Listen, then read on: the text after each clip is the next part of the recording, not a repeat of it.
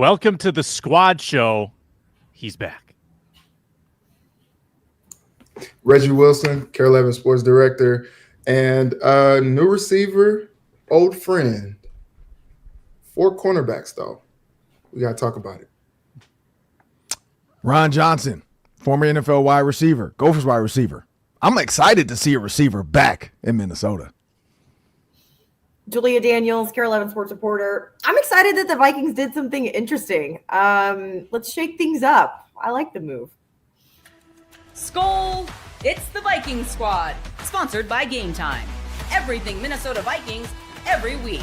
Breaking down all the big hits and game-changing plays from the land of 10,000 lakes, the way only the Locked On Podcast Network can. It's time to gear up. The Viking Squad Show starts now.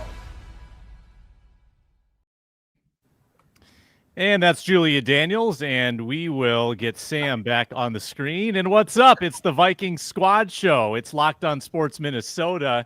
There's a lot happening in this moment right now. Adam Thielen is back with the Minnesota Vikings. I'm trying to change the title of the show. We're trying to get reorganized here. Big news. Adam Thielen is back. A pick swap this year, a pick swap next year, and he returns to Minnesota after 2 years in Carolina. We've also got the 53-man roster cutdown day. That's going to change with the Thielen acquisition, but we'll react to the biggest surprises and disappointments of that day. We are streaming on Locked On Sports Minnesota and Locked On Vikings. Find our audio on the Locked On Vikings podcast feed. Subscribe to the channel. Get us to 10,000 subscribers on both of those channels. Thank you so much for watching, listening, commenting, and subscribing.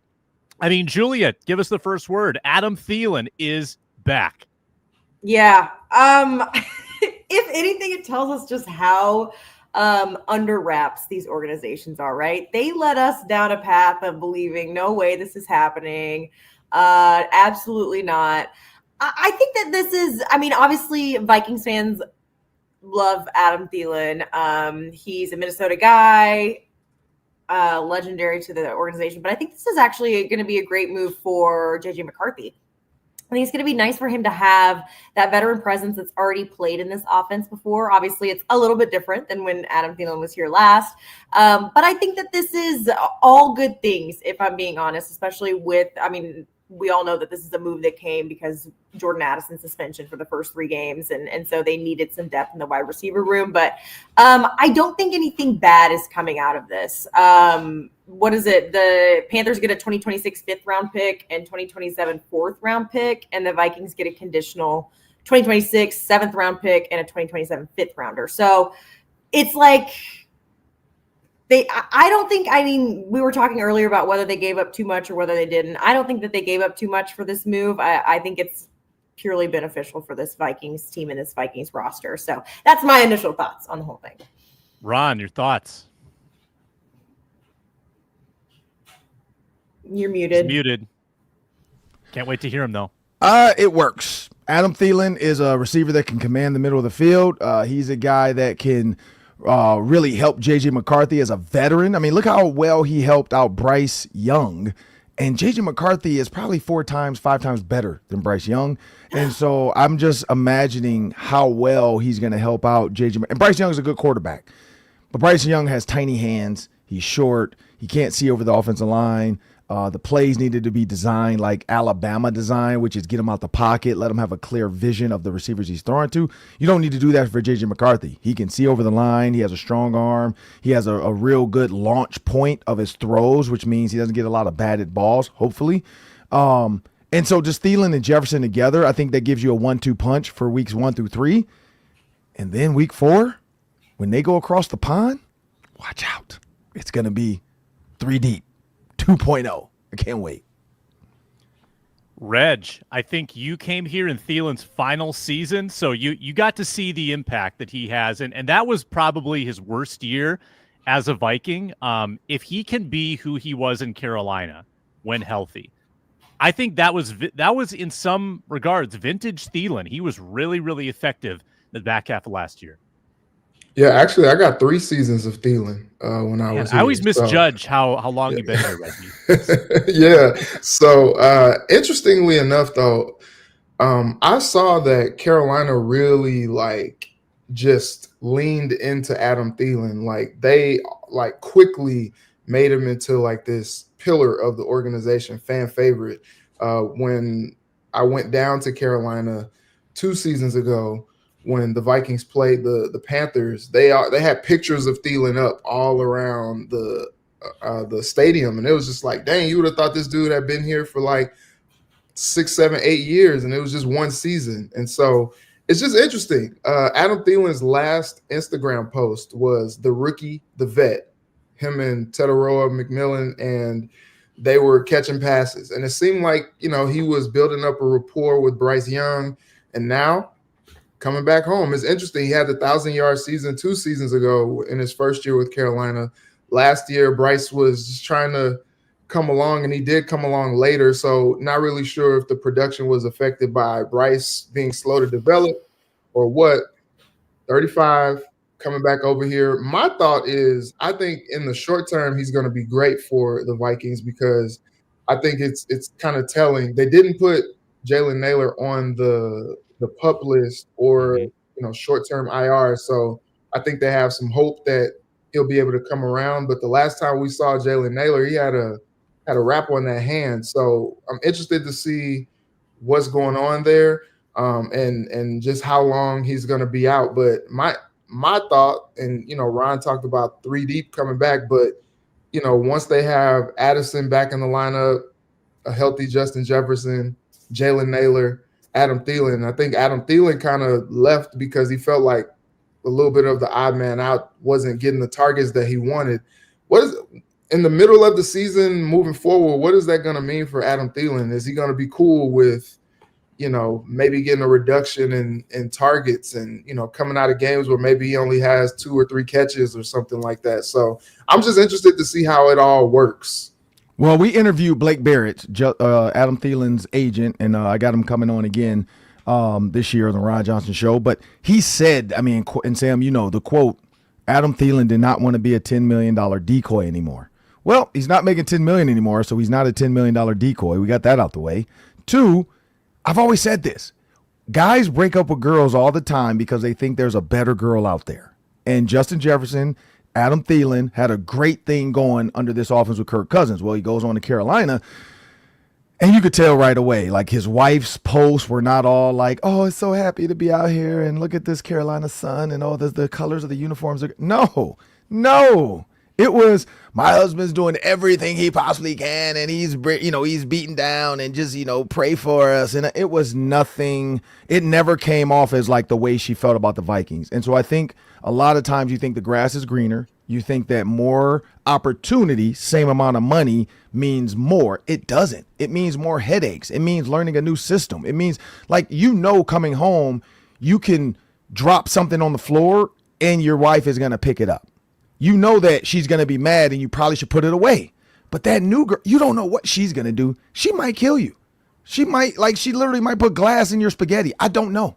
Same with girls. That new guy might be an absolute creeper and gives you the ick. But your old guy didn't give you flowers on your birthday. So never be afraid of the past relationship, because sounds like these people should all be alone. If it was good, stay with it. And I think Adam Thielen realizes that now, he has a chance now to get to a Super Bowl in the next 2 years with his team. J.J. McCarthy, Jordan Addison, Justin Jefferson. Again, Jake Reed, Chris Carter, Randy Moss is just back again. And then you add in Aaron Jones, like Robert Smith. You add in a Jordan Mason. You got a really good offensive line, and you got a Brian Flores over there that's going to terrorize people and say, hey, just score 20 for us, and we'll win some games. So it's about to get scary. I just informed my brother-in-law, who's a huge Vikings fan, about Adam Thielen coming back, and he just texted me back and said, Super Bowl is the floor. The floor. Okay. This move has a 100% approval rating. I guarantee you that. By the way, today's show is brought to you by FanDuel. Playing your future bets now. I was around. I was part of the fan base when Randy Moss came back in 2010. And that was ballyhooed and celebrated, or probably even more than this. That was the biggest reunion trade that you could possibly imagine. Randy Moss coming back to Minnesota. And it didn't work out at all. Randy Moss was disgruntled. Remember, he hadn't left the Vikings on great terms. He had a great thing going in New England. The Vikings were fading. They were on life support. Brett Favre was over the hill. Didn't work out. Randy Moss lasted like 4 or 5 games. They cut him. They waived him. I think this is a better move. I think that this is going to work out considerably more. I don't think this is all sentimentality. I think that Adam Thielen was legitimately good last year. One of the stats that I like to look at is efficiency. Yards per route run. So what are you producing on average when you're on the field, when you are running a route? Adam Thielen was more efficient last year than George Pickens, DeAndre Hopkins, T. Higgins, over 2 yards per route run. Those are really good numbers. Also, interestingly, he operated a lot out of the slot in Carolina. He was mostly a slot receiver. Now, that's kind of – Jefferson does a lot of big slot stuff. Addison does a lot of slot stuff. We'll see where they line Thielen up. But, Ron, we talked about this yesterday.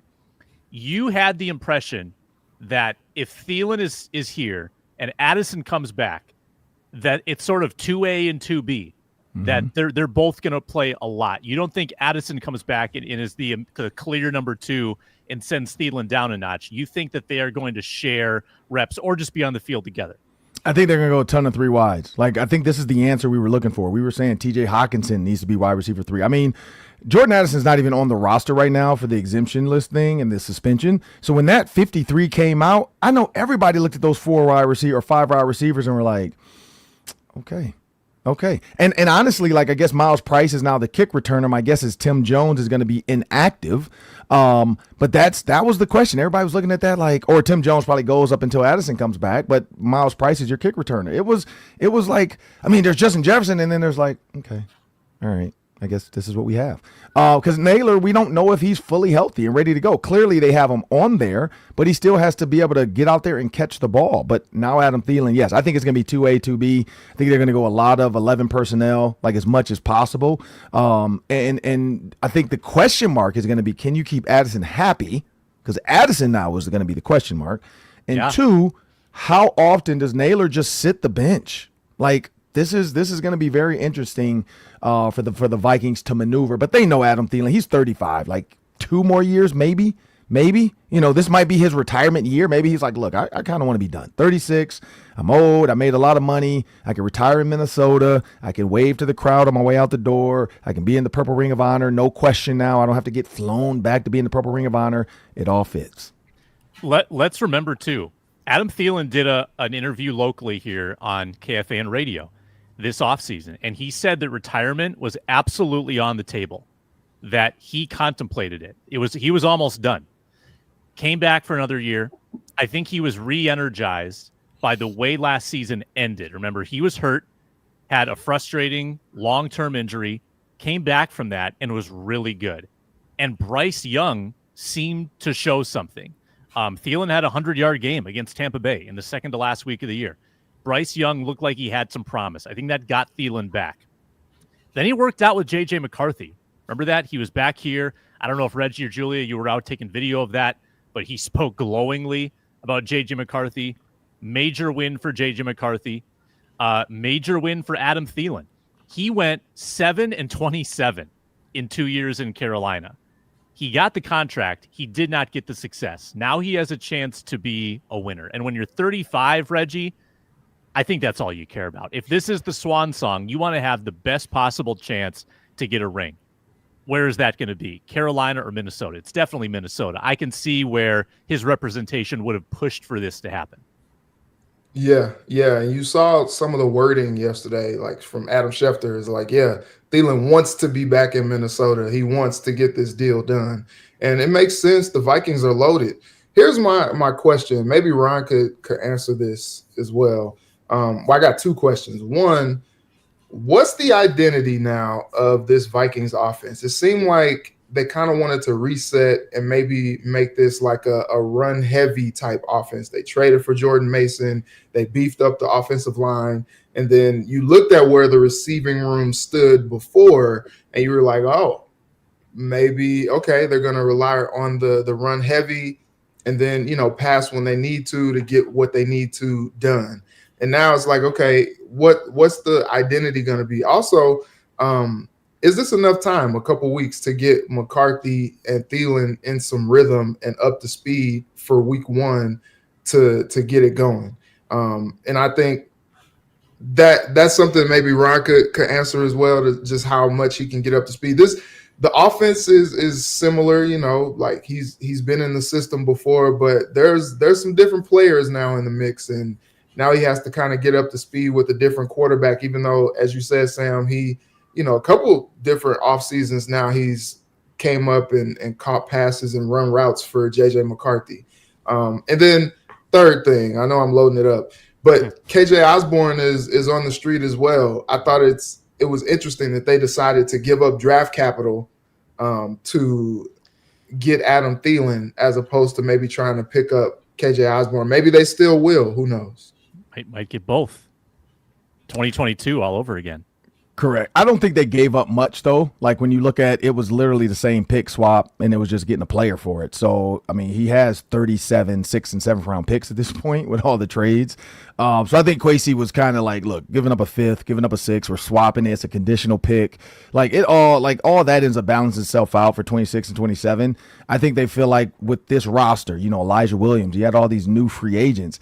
I think they feel pretty solid with dollar. Like, if I'm Rob Brzezinski, dollar-wise, the lack of veterans we had to keep this year versus the new rookies we got in, this is a GM and a money guy's dream with that many free agents. A lot of people are like, oh, what does that say about your draft pick? It doesn't. It says a lot about your scouting department getting these guys in the building to be able to do what they did. Elijah Williams was a huge get, and he looks really good, which is, I think, Harrison Phillips. That was look, if we can get this out of this rookie and he's just getting going, I think they were him and Harrison Phillips are kind of even, which means his ceiling is probably higher than Harrison Phillips. He's more athletic. He's a little bit younger, or a lot younger. So I think there was a lot to do with that. You look at the linebackers, Kobe King, you get all these young guys in the building. The one spot is corner, but Reggie, to your point, it doesn't take long to get up and going with a quarterback. Adam Thielen and JJ McCarthy have thrown together for a while. Training camp technically is really 2 weeks. And so Adam Thielen has 2 weeks now before the first game. So he will be ready to go.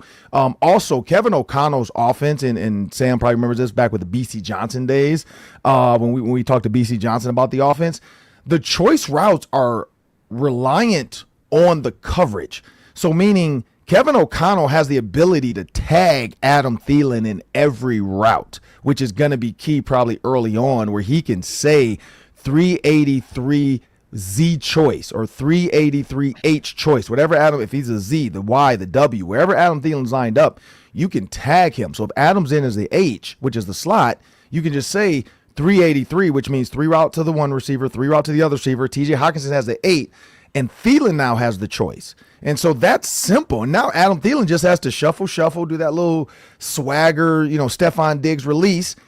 You go outside, I'm in. You go inside, I go out. You drop back, I'm a curl. And Adam Thielen is one of the smartest guys at recognizing coverage.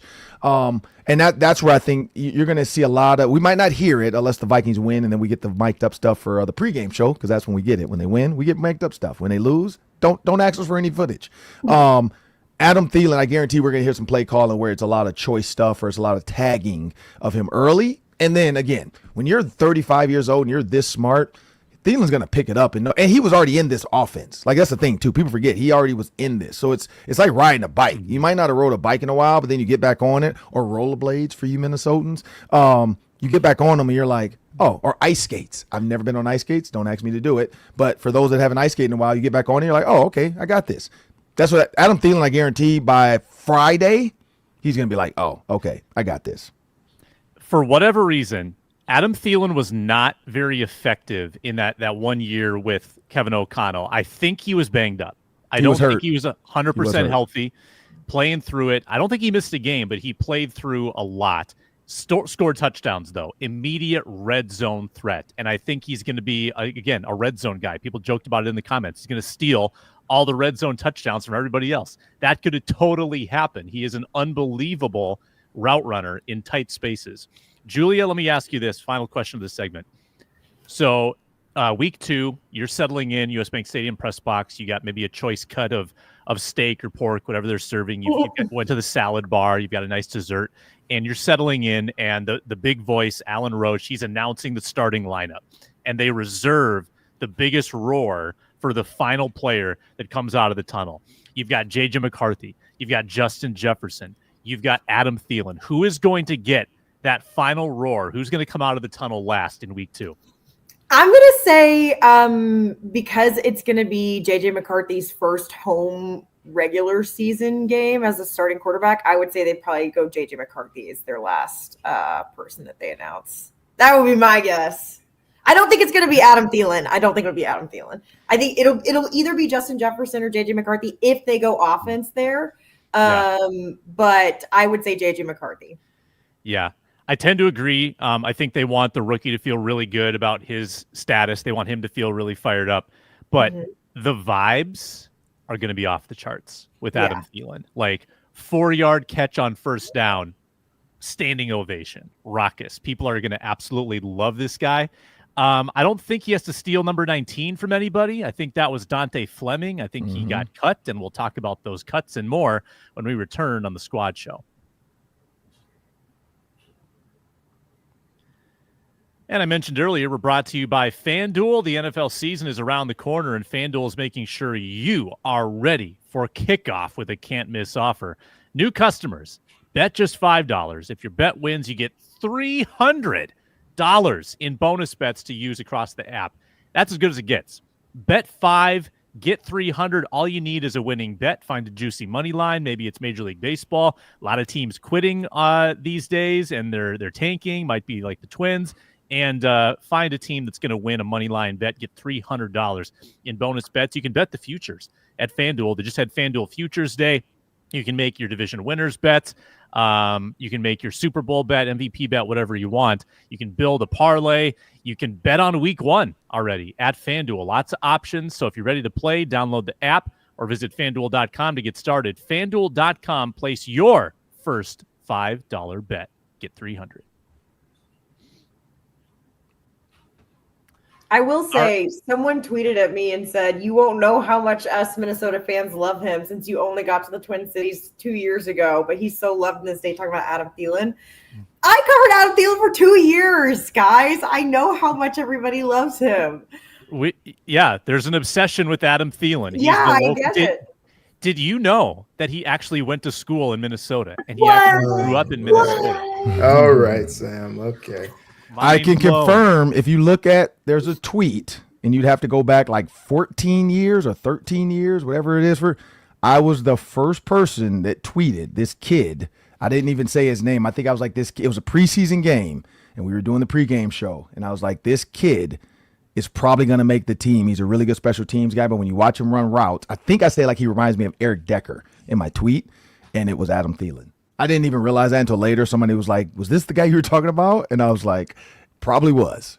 And I think I said Adam Thielen maybe, or I said 19 or something, but I just remember, and I hate to say it like this, but the white receiver, didn't see a lot of those back in the day. And I remember him. Like I remember being at training camp. I remember watching him in the preseason. We did the show and I was like, this kid has a chance. And then for those that don't remember, Julia, you or Reggie weren't here. We were playing at TCF Bank Stadium back then. Now Huntington Bank, but the Vikings were playing there in that first year of our pregame I'm so glad show. I missed that. It was freezing. I just remember Greg Coleman's snot freezing on his lip. By the way, we had Greg Coleman on the Ron Johnson show yesterday, but his lip, like the snot froze and his lips froze. So halfway through it was like negative 20 degrees. So halfway through the broadcast for like KFan radio, he couldn't talk. He was like, they had to like go to commercial and then like go save him. It was bad. It was bad. Brutal. Also, Sam, there's already content dropping all over X right now. The Thielen family is excited. There's a video with Thielen and his daughter like, we're going home. We're going home. We're going home. So there's vibes.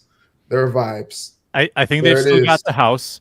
I don't know if I don't want to say damage control needs to be done, but there might have been some things posted on Instagram and such by the family that maybe they may not have loved the departure the way it went down. But no, I don't think Adam got wrapped up in that too much.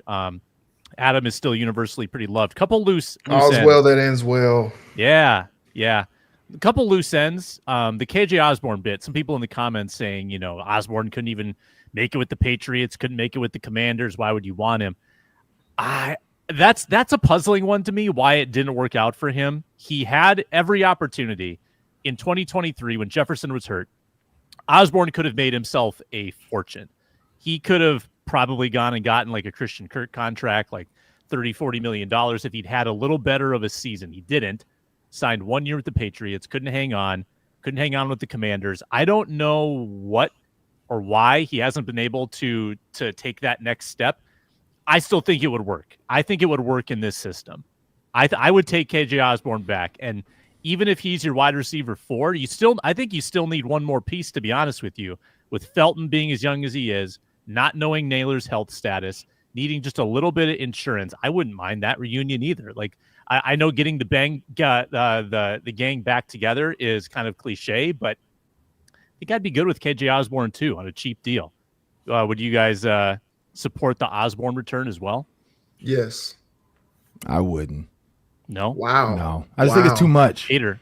You got too many people now. It's honestly like, I mean, seriously, you would have too many receivers. I mean, I know somebody's going to hate this, but it's almost like having too many choices. Like, it's like going to a buffet and you're like, do I get the lobster, the steak, the shrimp, the hamburger, the chicken? Like, it's just too much. Many cooks in the kitchen. Yeah, it's too much. Yeah, but somebody's going to be open though. Somebody's going to be open. And JJ McCarthy as a rookie or first year quarter, like, he does not need that much. Like that's being selfish. That's Sam. You're selfish. You're very selfish, Sam. I think KJ Osborne will probably do, and I hope he gets picked up. Now here's the thing: if it was like free of charge and there's no hits to the cap, no big hits, like KJ's not looking for a contract, like he's like, look, I'll take the minimum. Here's the other problem though: Hunter Renfrow is out there. So if you're looking for a slot guy, I probably would take Hunter Renfrow over KJ Osborne. Just take. Yeah, but he knows the system. He does know the system, but I'm just thinking like KJ Osborne, Adam Thielen, Justin Jefferson, Jordan Addison, and Jalen Naylor. And TJ Hockenson and Aaron Jones, like a lot of mouths to feed. A lot of mouths to feed. Embarrassment of riches. It sounds great. I will say that. It sounds great. It sounds like a 7-on-7 all-star team. But it also sounds frustrating for somebody. Like, somebody's not going to be 100% happy. Because Reggie's right. Somebody's going to always be open. But the problem is if JJ forces it to JJ or he forces it to Adam, when you get in the red zone, who's coming in? And, Sam, your point, you were dead on. I think Kevin O'Connell wants to run the ball with his rookie. Like, I think he wants to, like Jordan Mason and Aaron Jones, to get 14 to 15 carries each. Like, so that's now 30 carries, 35 run plays. Like that means you only have 30 pass plays. So 35 pass plays. Reggie's question earlier was spot on. Like, what is the offensive identity when you have you're 2 or 3 deep at every position? You've got a loaded running back room. You've got 2 excellent tight ends. Now you've got 3 excellent receivers. Mm-hmm. Two for now. 2 for the first week. You know what that sounds like to me? That sounds pretty stressful for an opposing defensive coordinator. It is to plan for. I don't think you need to pick. You can be a running team one week. You can be a passing team the next week. Oh, it's a rugged game in December. We're going to run the ball. Oh, we're in a dome and we got to pass the ball against a good front. Yeah, we're going to do that. I think that they're versatile. Before we have to hit, the next break, I do want to get into the 53-man conversation. Let's start with this. Biggest surprise add on the roster. Who made it? That was a surprise to you. Then we'll do someone that you were surprised were cut after the break. But Julia, start with someone that kind of shocked you that they made the team. Shocked me that they made the team. Oh man. Yeah. I think I'm gonna go with when I was looking at maybe it's not shock. Okay. Maybe it's mild surprise. Mild surprise? Yeah. I'm gonna go oddly enough, because I was just reading through all the strips thing that they had. Chaz Chambliss, and Gabe Murphy didn't make the roster. So that was probably one where I was like, okay, we'll wait this one out, Yeah. see what's going on here. But that was one name where I was like, okay, this is not a guy that any of us had an eye on at training camp. Nobody really talked about him. And that was one that when I was reading through the 53-man roster yesterday, I was like, oh, okay. What are you doing here? Chaz Chambliss is not. I'm not convinced he's a real person. That is a 2000s Will Ferrell movie character. It's like Chaz win a Chambliss. date with Thad Hamilton or something like that. He's that name is not. That's not his given name. That's an alias of some kind. Chambliss in the place of Murphy. Like the fact that they play the same position and Chambliss made it. That was an eyebrow raiser for sure, and good for Chaz. Special teams could have played a role in that, Ron. I mean, I think Ron, we underrate special. Like, look at all the special teams aces that made this roster: Tavier Thomas, Tim Jones. You could argue Ty Chandler is that guy as well, and Chaz Chandler. Like, they kept a lot of dudes, not for their play defensively or offensively, but for their play on special teams. So, did anyone surprise you most? Yeah, the Ty Chandler and the Xavier Scott. Like that one to me, 4 running backs plus. I mean, I do know CJ Ham is dealing with a small injury.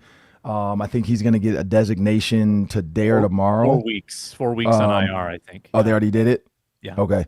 Yeah, because I know I had talked to him before, and he said it was nothing major, but clearly, one, let's be honest, if they needed him, he could play, because I did ask him about that. But do they really need him out the gate? Probably not right now. I think as the season goes and the guys get tired, the defenses get beat up, that's when you probably run the ball a ton.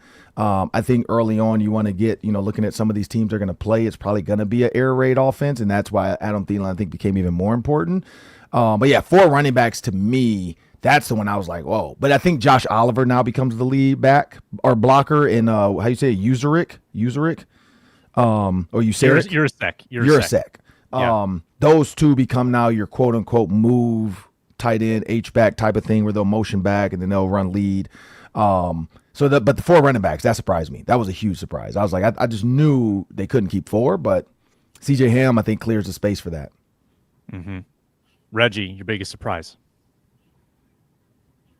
You're muted too. Yeah, I think Ryan took mine.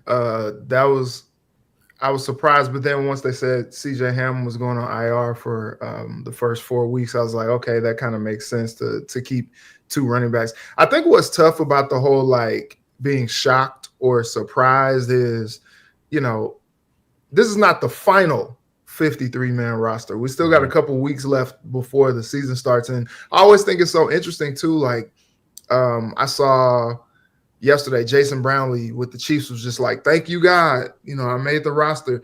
And it's like the Chiefs could come around like today or tomorrow and make a move, and then he's cut. And it's just like, well, dang, like what was all that for? And people get the call that they've made the roster, and then, a week could go by and you feel safe. A day could go by, you feel safe, and then they trade for Adam Thielen, and you're like, oh, shoot, like I thought I had a roster spot on the Vikings, and then now I'm probably going to be waived because we just brought another receiver onto the team. And so it's interesting, but I will say to Julia's point, seemed like the steam, especially with the fans, was really rolling with Gabe Murphy, and it was just like, oh, okay.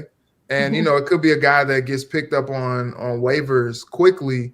Maybe the Vikings are trying to sneak in and stash him back on the practice squad, but I don't know. It's interesting to your point, Julia.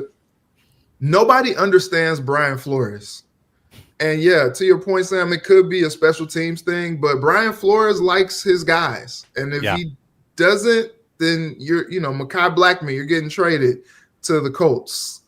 Even though, we only have 4 receivers in the room now, 4 cornerbacks in the room now, you're getting traded because I see value in the other guys.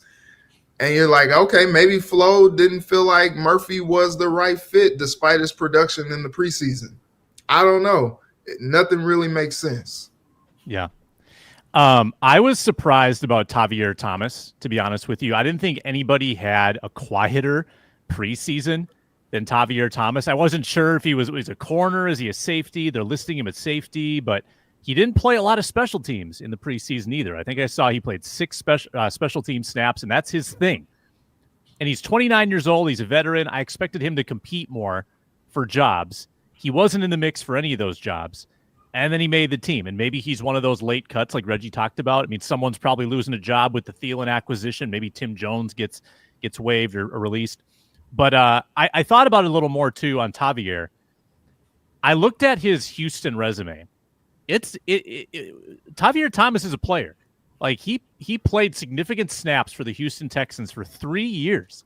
They had him for 3 years, and he played all slot corner. And I know he's listed as a safety in Minnesota, but I'm putting 2 and 2 together. Well, hey, they've got these 4 cornerbacks. Seems like a pretty light room, but they've got Tavier, who might be considered a safety, but he can also play in the slot. So maybe he's a little cornerback insurance as well in a room that is starved of bodies and depth. I think Tavier kind of fits that bill. So that made some sense to me. We continue this conversation with some disappointments, guys that didn't make the roster, when we return on the Squad Show. Brought to you today by Yahoo Fantasy. The NFL season, it's right around the corner. The buzz is growing. Adam Thielen is a Viking. Going to draft him higher in your fantasy team now? I think you should. You're researching, you're drafting, coming up with your great strategies on how to build the championship squad with Yahoo Fantasy. That's the only place where I play fantasy football, and you should too, whether you're a first-timer, whether you're a Yahoo Fantasy veteran who's had a million leagues. And you can do more than just the classic mode now. You can join a guillotine league where the lowest scoring team gets eliminated weekly until one team is left standing. Season kicks off September 4th. That gives you like 8 days to get your draft in before the season. Don't wait. Start your league now. YahooFantasy.com/LockedOnNFL. YahooFantasy.com/LockedOnNFL.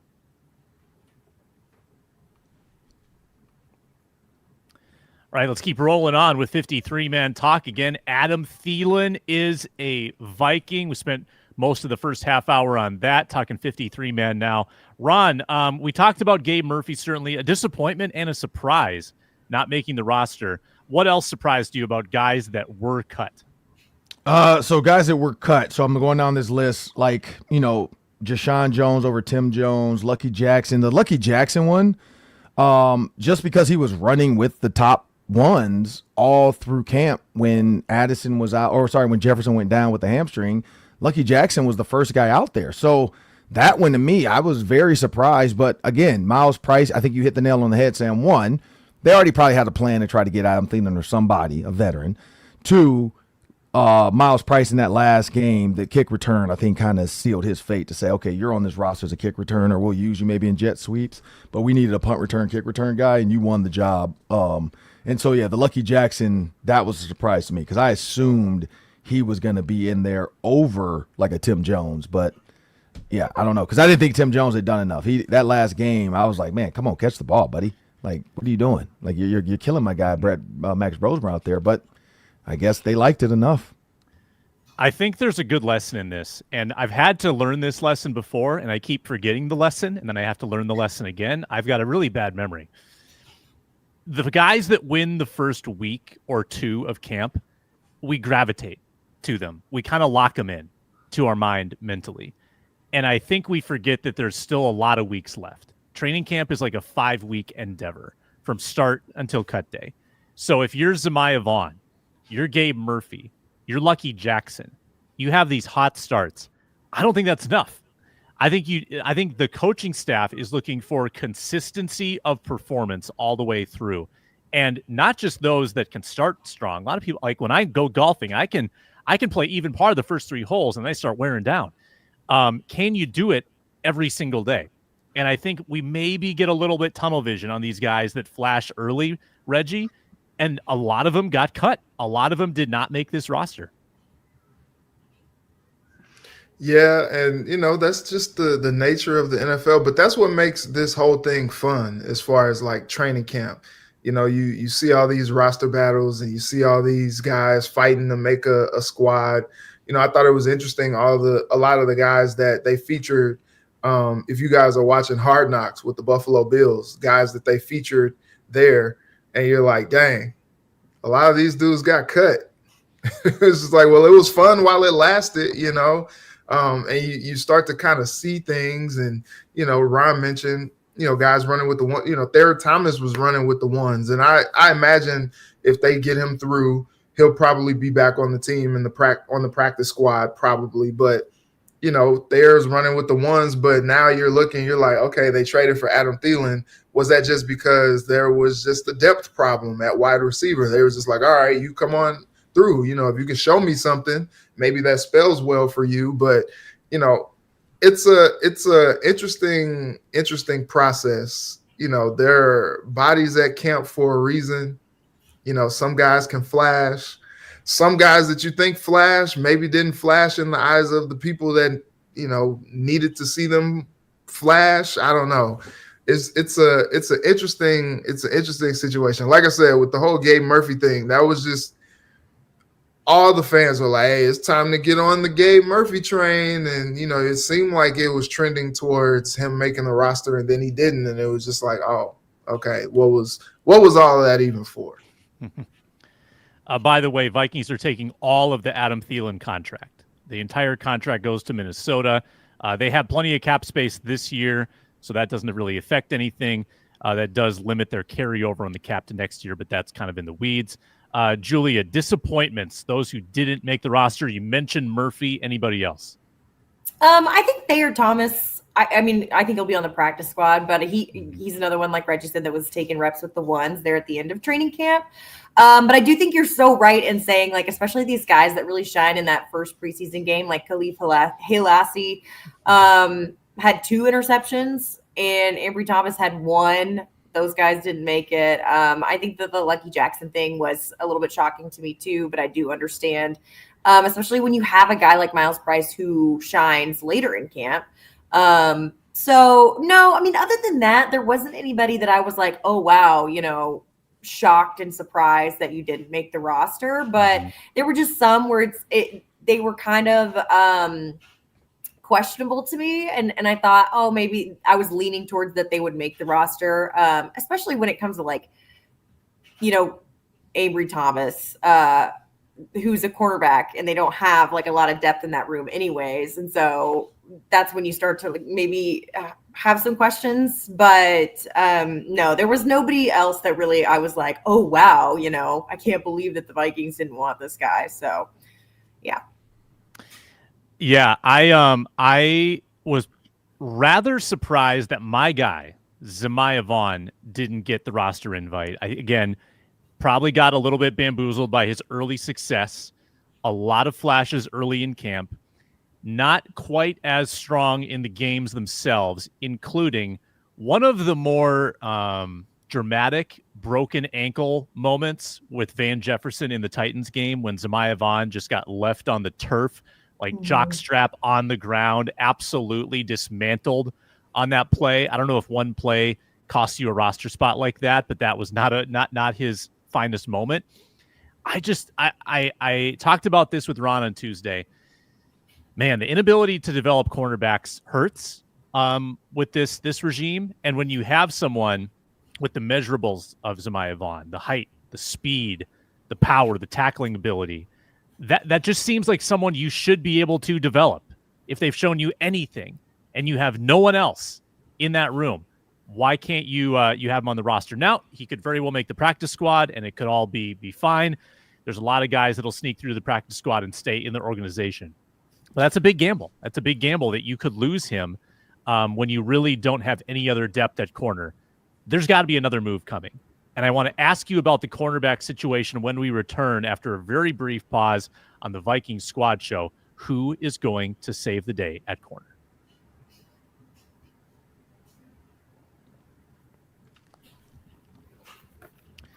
Blackman traded, Vaughn cut, leaving the Vikings with 4 cornerbacks. Byron Murphy Jr., Isaiah Rodgers, Jeff Okudah, those are your starters, and Dwight Nudie McGlothern is your backup, your only backup right now, with 4 corners on the roster. So I think it's clear the Vikings have a move left in them. They probably add a corner. They did it last year, and they signed Stephon Gilmore late.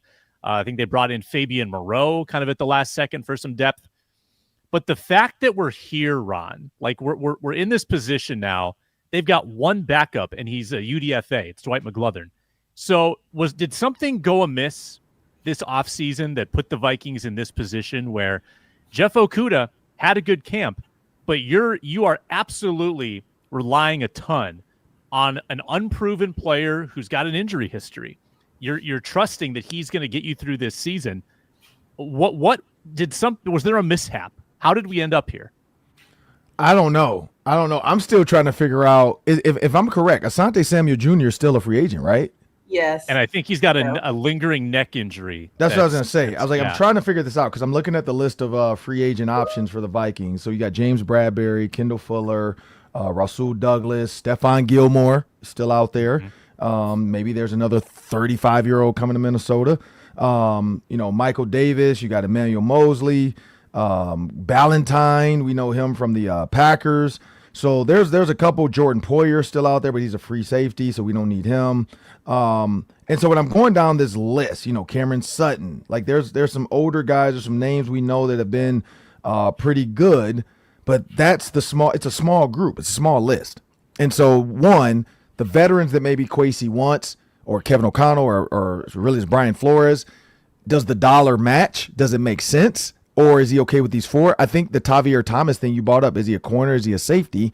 Maybe that's a guy they expect to come in and be able to cover some of these tight ends and bigger receivers in those situations where they're going 4 or 5 wide. So, yeah, I don't know. But when I talked to Theo Jackson, he talked about he's going to be in there a lot in that third receiver. And he's a guy that can cover as well. But, he said he's going to leave the box to Josh Metellus. He's going to kind of roam the field behind him. And then you got Harrison Smith on the back end. Maybe they feel like that's enough and they only need 4 cornerbacks. We'd have to go back too and look at the play snaps from last year's corners and how many got like heavy minutes. Did that 5th and 6th cornerback really help? And maybe that's Brian Flores learning from his past saying, I need more safeties than I do corners. And I think we're good with what we have. But there could be another move. But yeah, I just think it's more of the Tavier Thomas opportunity to say he can cover some guys. I don't know. But Flores saw something. He saw something, and we got to trust in what he saw because he got a lot out of guys last year that we didn't expect to get a lot out of. And these guys are all more athletic than what he had last year. Younger, more athletic. So with his defense, if they could figure it out and be able to play what I tell you to play, should be fine. Yeah, Julia. To your point, Ron, Jordan Poyer went back to Buffalo today. Oh, he did? Okay.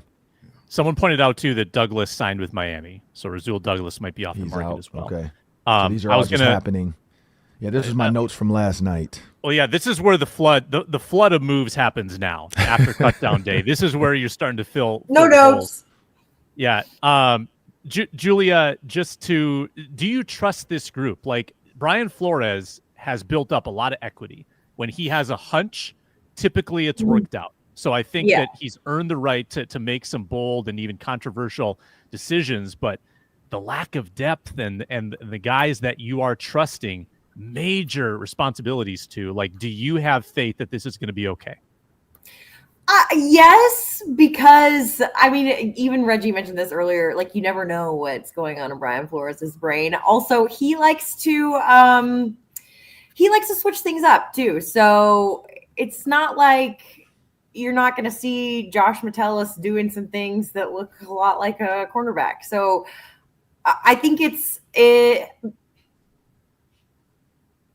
not surprising to me that they haven't made any moves in that room. I think it's just like, it feels like the cornerback room has been forgotten about a lot. Not actually forgotten about, but it always seems like a group that we're talking about the depth. Until last year. I think last year is the only year that I've covered the Vikings where we've been like, oh, this is a pretty solid group of cornerbacks that they have. But that being said, I think last year was the best defense that I've ever covered with the Vikings too.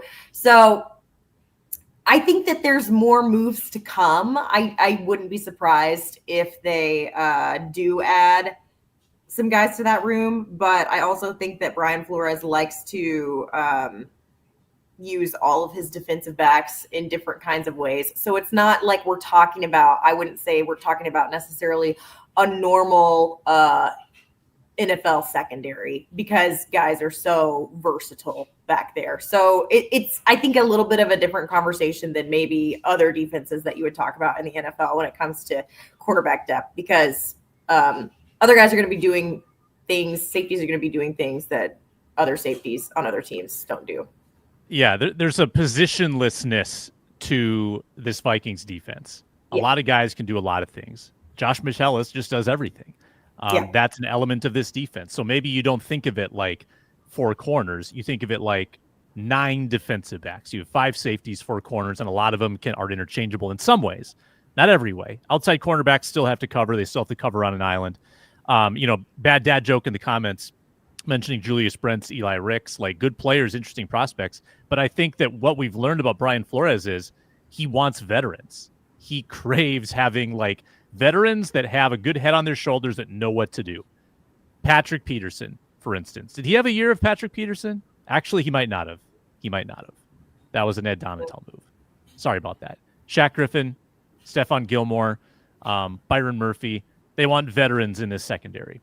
They don't trust young guys. Like, I think it's very clear that young corners are problematic for what the complexity of what Brian Flores wants to do. He's going to challenge your mental capacity, and you have to be able to handle that. And if you can't, you end up like Andrew Booth. You end up like Mekhi Blackman. You're not on the team anymore. And that's just how it goes. Man, there's a lot going on in this show. Adam Thielen is back. He's a Minnesota Viking. I have a feeling Julia and Reggie will get the call to TCO Performance Center for a significant press conference, probably in the next 48 hours. Tomorrow. It is tomorrow. Okay. Yeah. Okay. Scale of 1 to 10 on how much it moved the needle for you. Travis Kelce and Taylor Swift engaged.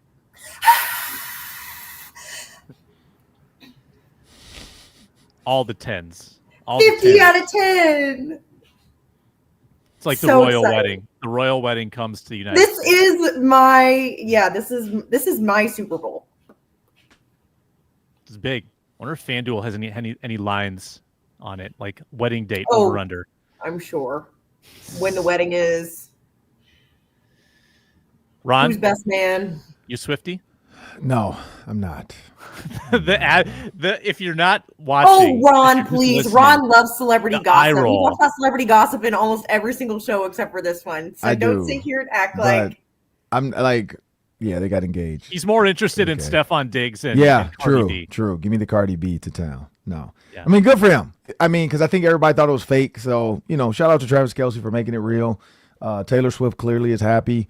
Smart on his part, marrying a billionaire. Like, that was smart. Like, you are now going to get spousal support if she dumps you. That was a smart man right there. Just like everybody that married J-Lo, you guys did it. But Travis Kelce, smart guy. And now the fact that I hope when she shows up to games, it's just his wife is there. Like, I hope we don't have to like constantly show cameras nonstop. Like, why not? I get it. Because we're not doing that for Sierra or Russell Wilson. Like, come on now. She just shows up. She's there. She's there. Oh, definitely the same. Give me a CC song any day of the week over Taylor Swift. I'm sorry. Also, if you added up the actual seconds that she was on air, it was like 30 seconds per game that she was actually on air. So everyone just freaked out. 25 seconds too much. Julie's got the stats. Reggie, you're pretty We'll fired just blow it all out. This is big. I mean, congrats to him. Shout out to Kayla. She's probably pissed right now somewhere, just punching air. His ex-girlfriend. Yeah, but it happens, bro. The contrast in the reactions on this show. I just think this is so great. Love. I'm just gonna listen. I have a different perspective than everybody else.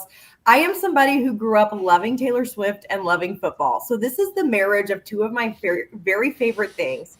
And I also think don't laugh, Ron, you have daughters. This gets young women so into sports and football in a way that we have never seen before. And I think that is something that should be of note and something that should be talked about. Will they invest in trying Adam Schefter yesterday? But will they invest in actually trying to know the game, or is it just like have you guys not kept up with this online? This is something that's brought girls wanting to watch football.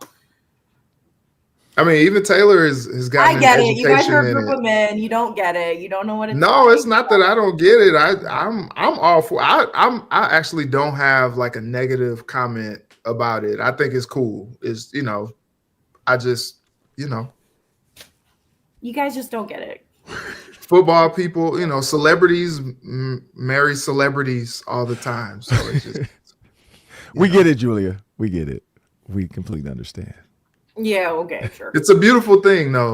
My daughter was watching football before Taylor Swift, so yeah, but a lot of girls weren't watching football before Taylor Swift. I still don't think they're watching football. I think they're just watching Taylor Swift show up to games, and then they're like, okay, well, how long is this game? Is it the over opposite yet? of the point that I was making. Just like Taylor Swift said, she thought the two quarterbacks were gonna like go at it. She thought, yeah, but she knows now because she's been to the games. She thought Josh Allen and Patrick Mahomes were gonna fight. Like, oh my god, duel. You guys don't know draw your phone. Whoever can hit the person with the football the fastest, you're the winner. Next. Quick draw football. They had their 15 minutes, and now Adam Thielen is coming back to Minnesota. Adam Thielen's back. He's stolen the news cycle. That's what all the Swifties were like. Nothing's gonna beat this news this week. Vikings and Kwesi, hold my beer. I got some for y'all. Thielen's back. Let's end where we started with Thielen. Let's just end with an Adam Thielen stat line prediction for the year. Ron, give me his yardage. Ooh. Give me his touchdown count. I'd say 650 yards, probably 6 touchdowns. 650, 6 touchdowns. That's like high-end wide receiver 3 numbers. That'd be great. Reggie?